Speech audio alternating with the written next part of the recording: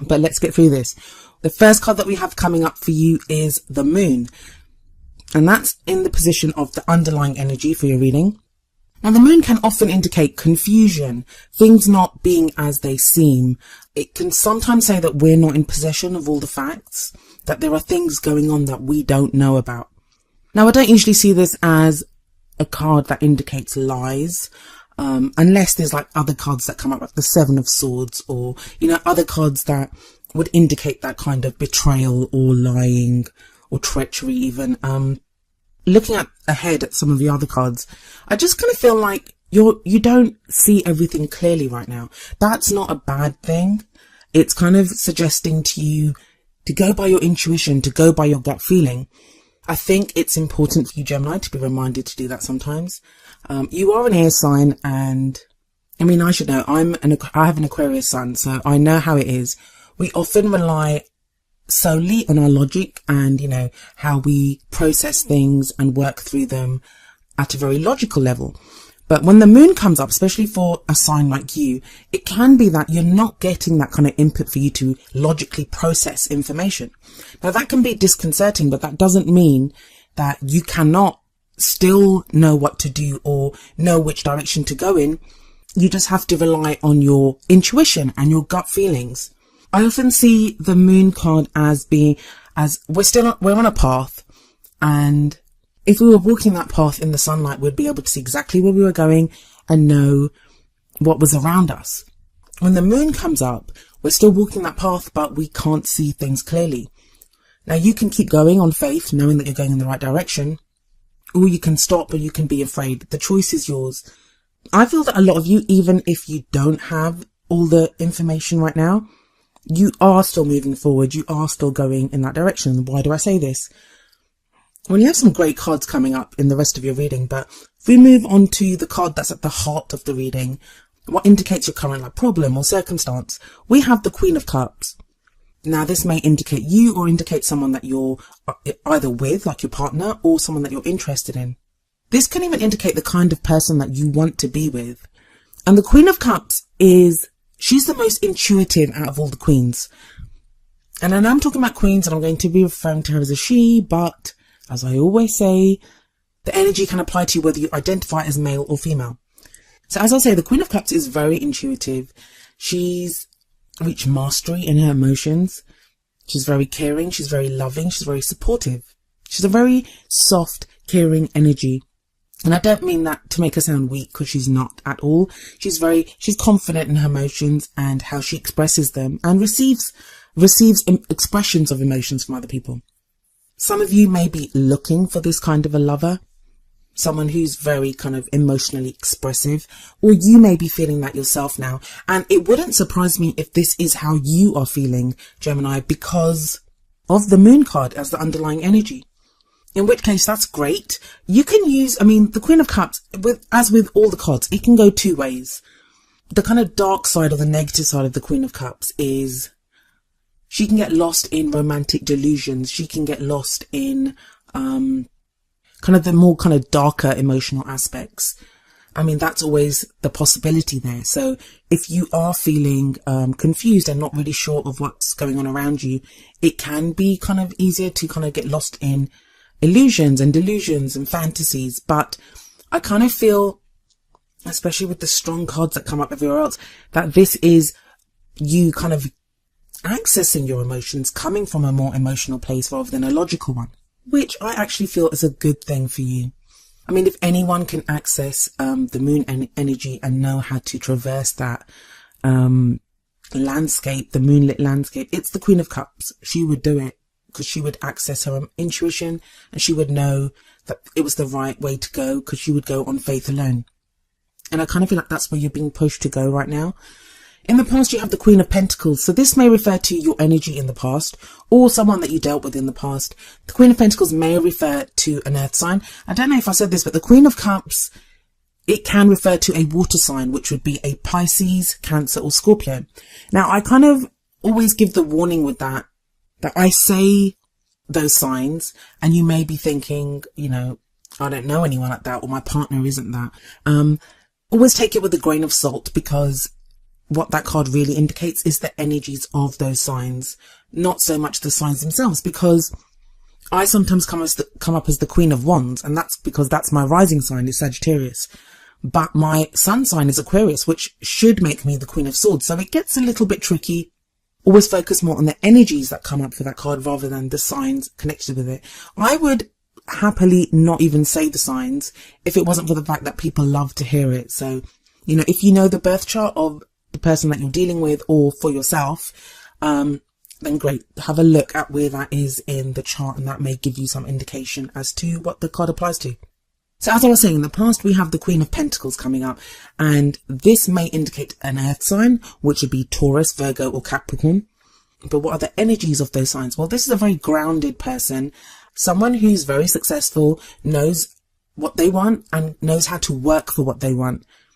Very supportive, very nurturing, very caring, and a very grounded energy, very solid, very stable, very grounded energy. Like I said, this may be someone that you've dealt with in the past. If you are in a relationship, this may be how your partner was in the past. They may have been like working too much. Maybe you've been working too much, that you've had to focus on practical issues in your life. Pentacles are all about those things that are tangible in our lives. So it can be finances, work, investments, moving house, anything that's solid and real and of value in our life. And maybe now the change here is to go from this very kind of practical energy that's been dealing with, you know, finances or the practical issues in one's life, to more of a romantic, loving energy, which we get in the Queen of Cups at the heart of the reading. But for some of you, this may indicate an ex-lover, someone that you were connected with and now are not, someone that you were interested in and you may not now be. If you had your eye on someone like this in the past, it may be now that that if you've not been messaging or you lost contact with someone like this, that you are now able to contact this person. It's kind of tricky to say because it's going to play out differently for so many of you. For some of you, all right, let's break this down clearly because I seem to be like waffling on and not saying it very clearly. Apologies. Let's look at the two queens together because they're side by side. For some of you, those are going to be two different people. So it may be that you were with someone like that in the past, but now you want someone that's more like the Queen of Cups. For some of you, they will be people that are still in your life. You may have to choose between those two types of people. For others of you, it may be that your partner or someone that they were more like the Queen of Pentacles, so very solid, but you know, kind of more interested in practical things, not really interested in a relationship, but now they are with the Queen of Cups there. For others of you, this is going to be your energy, that you were more like this and now you are the Queen. But there is that shift. Now, whether it's someone that you're dealing with or whether it's your energy, there is what it clearly states is there is a shift from the practical and the solid and the stable to this more kind of romantic, loving, emotional energy. Whether that's what you have currently in your life or whether that's something that you're aspiring to move towards. I feel like for a lot of you that this is going to be someone that does show up, or someone that you're looking for right now, especially with that moon energy. What we have in the present though, is very interesting. And this is why I think that at least one of those two is going to be in your life right now. Because we have the Eight of Wands, and the Eight of Wands is all about messages, communication, maybe social media. It's like a back and forth in communication, in messages with someone. The Eight of Wands is sometimes called the arrows of love. And we see those kind of arrows flying through the air, and they represent our communications. It's energy, it's passion, it's creativity. Wands to me are always like how we affect the world around us. For some of you with the moon card sitting above the Eight of Wands, it's like you're not sure how the messages that you have or what you have to communicate, how that's going to go over, but you do it anyway, and going just on intuition. And that would be, I mean, I always say, follow your own intuition above that of the tarot cards, above that of what I say, above that of what anyone says. Your own intuition, that higher part of yourself, it's never going to lead you astray.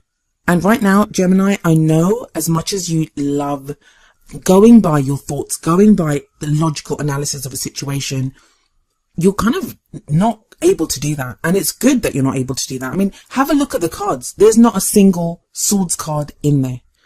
Swords are the suit for Gemini.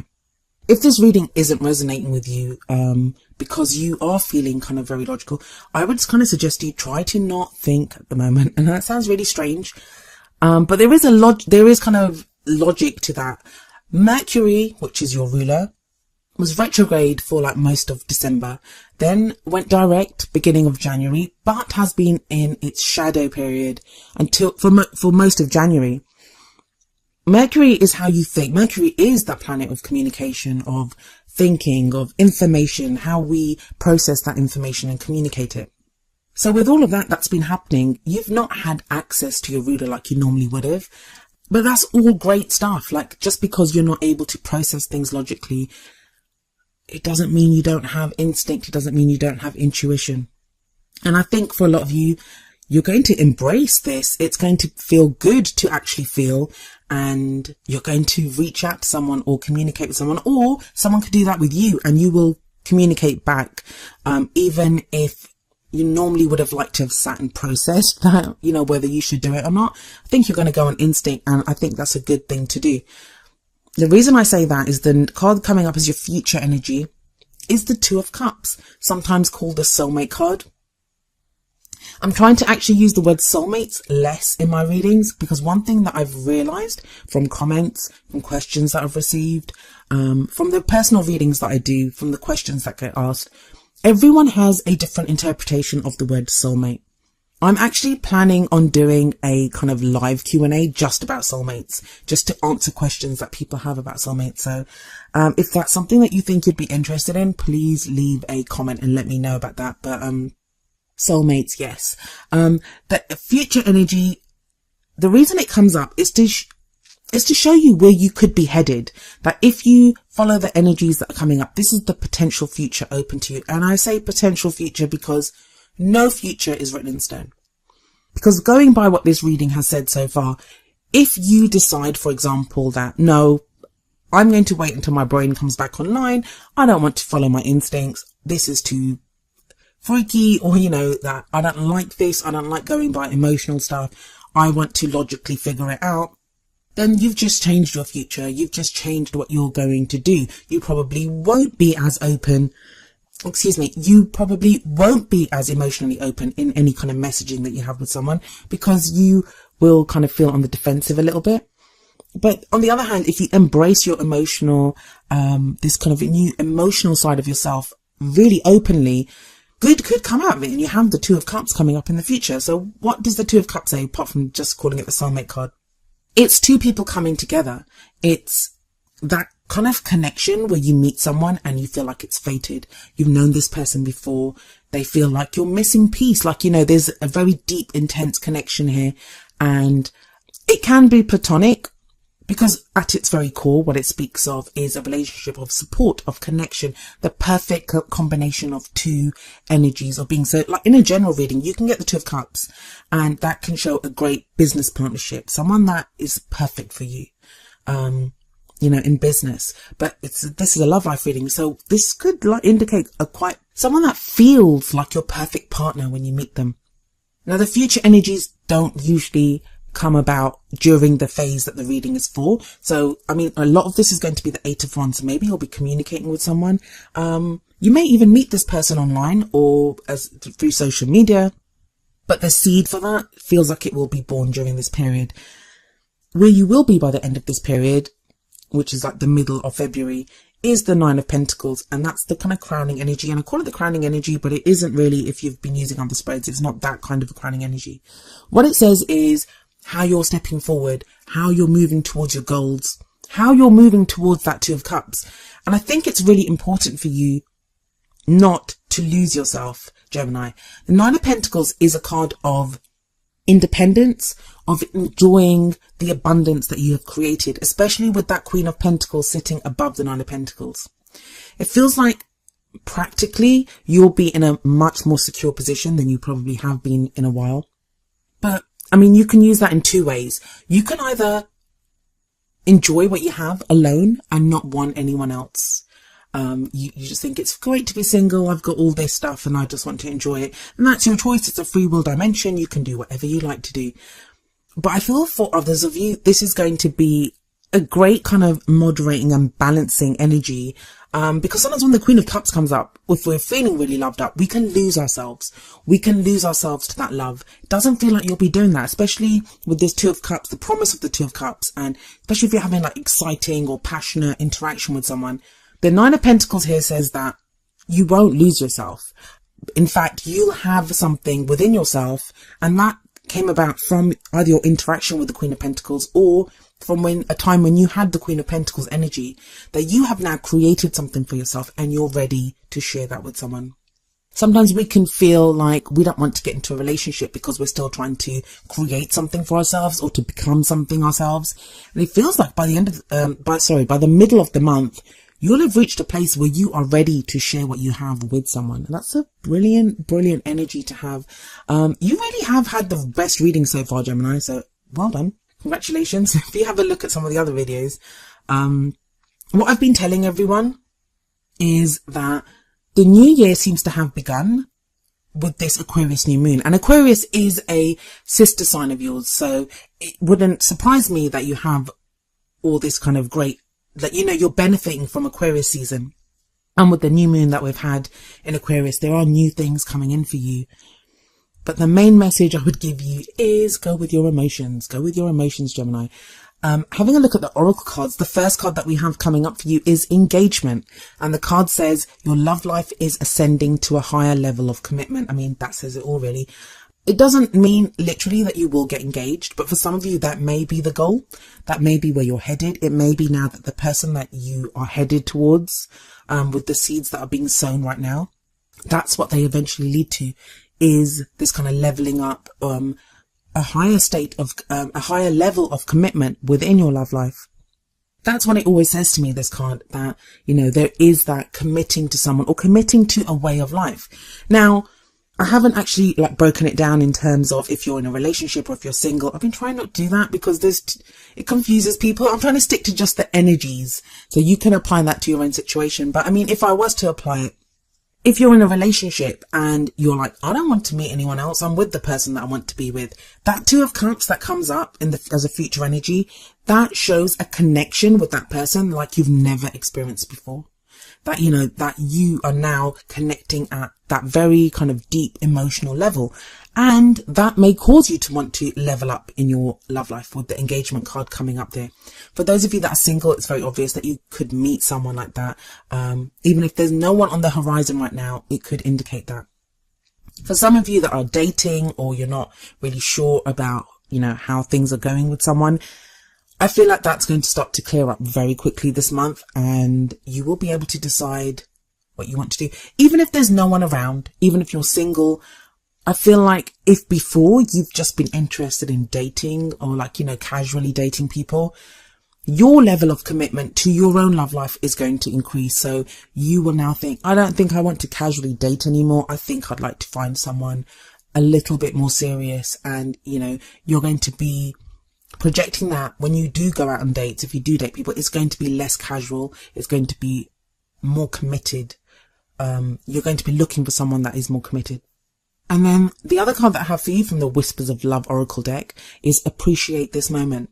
And the card says each and every situation has an opportunity to grow and find love. And I feel like, yeah, that's what you're going to discover. That is how you're going to feel, especially if you're walking around feeling like the Queen of Cups, or if someone like that comes into your life. That is such a loving, abundant energy. When you feel like that, when you have nothing but love to give people, then you're going to express that love, whether you're getting coffee in Starbucks or whether you're talking to someone online. You have that potential to find love wherever you go. And if you're in a relationship, love is going to grow from that. Even if the other person is being like resistant or in their own heads or doing something themselves, when you express love, how can they not respond with love as well?